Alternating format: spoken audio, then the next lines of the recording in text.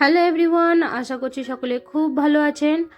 আজ আমি আপনাদের সাথে চিড়ে আর গাজর দিয়ে তৈরি একটা ওয়েট গেইনিং রেসিপি শেয়ার করব। আপনার বাচ্চার ওজন যদি খুবই কম হয় সেক্ষেত্রে কিন্তু আপনারা এই রেসিপিটা খাওয়াতে পারেন। এটা ওজন বৃদ্ধির সাথে সাথে কিন্তু মস্তিষ্ক বিকাশে সাহায্য করে থাকে।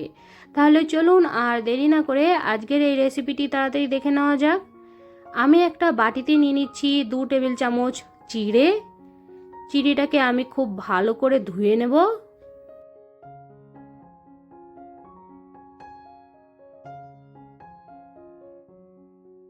এখানে চিড়েটা ধোয়া হয়ে গেছে।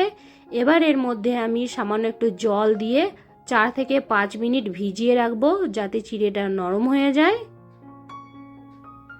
এখানে আমি নিয়ে নিয়েছি 2 টেবিল চামচ গ্রেট করে রাখা গাজর, নিয়ে নিচ্ছি 2টো খেজুর।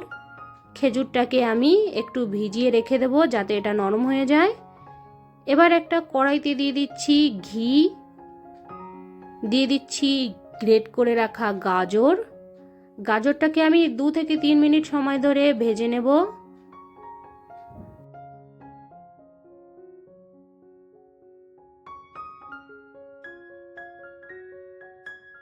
গাজরটা ভাজা হয়ে গেলে এবারেতে আমি দিয়ে দিচ্ছি ভিজিয়ে রাখা চিড়ে আর দিয়ে দিচ্ছি হাফ কাপ জল।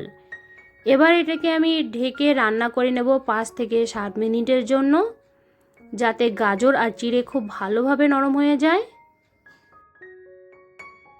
গাজর আর চিড়ে নরম হয়ে গেলে এবারেতে আমি দিয়ে দিচ্ছি খেজুর। খেজুরটা দিয়ে আমি আরও কিছুক্ষণ এটাকে রান্না করে নেব। এর মাঝখানে আমি দিয়ে দিচ্ছি দুধ।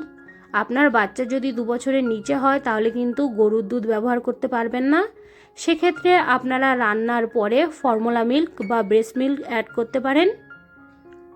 আপনারা কিন্তু ঘনত্বটা আপনাদের পছন্দ মতন তৈরি করবেন। ব্যাস, তৈরি হয়ে গেল আমাদের ওয়েট গেইনিং খাবার। এটা আপনারা আপনার বাচ্চাকে লাঞ্চ, ডিনার বা ব্রেকফাস্টে খুব সহজেই খাওয়াতে পারেন। চিড়ে বাচ্চাদের জন্য খুবই ভালো একটা কার্বোহাইড্রেটের সোর্স। এটা খুবই সহজে বাচ্চাদের হজম হয়। চিড়ে বাচ্চার ওয়েট গেইনে সাহায্য করে থাকে। আজকের এই রেসিপিটা যদি আপনাদের ভালো লেগে থাকে চ্যানেলটাকে সাবস্ক্রাইব করতে ভুলবেন না।